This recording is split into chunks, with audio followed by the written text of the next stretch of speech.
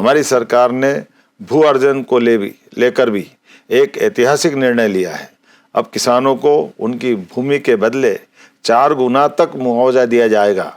यह निर्णय किसानों के अधिकारों की रक्षा और उनके भविष्य को सुरक्षित रखने के प्रति हमारी प्रतिबद्धता को दर्शाता है।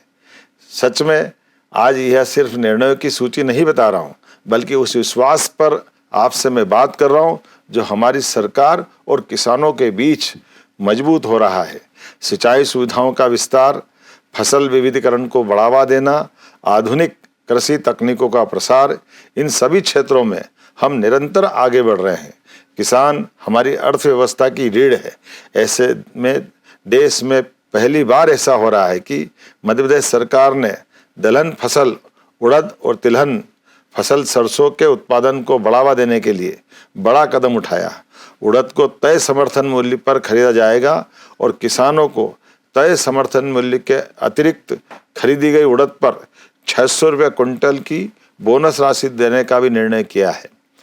मध्य प्रदेश में सोयाबीन की भावांतर योजना की सफलता के बाद सरसों पर भी भावांतर योजना लागू करने की घोषणा के फलस्वरूप बाजार में वृद्धि फसल की हुई है।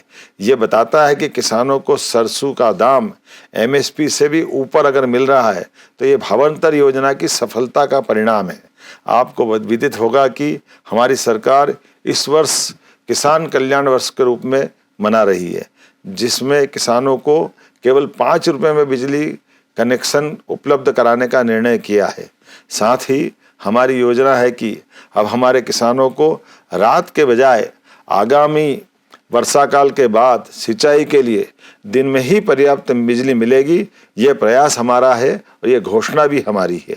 कृषक मित्र योजना में 90% सब्सिडी पर किसानों को सोलर पंप देश में पहली बार हमारे प्रदेश मध्य प्रदेश में दिए जा रहे हैं, जिससे किसानों के मामले में किसानों की आय बढ़े, किसान आत्मनिर्भर बने। प्रदेश को मिल्क कैपिटल बनाने की दिशा में भी हमारी सरकार निरंतर नवाचारों के साथ आगे बढ़ रही है।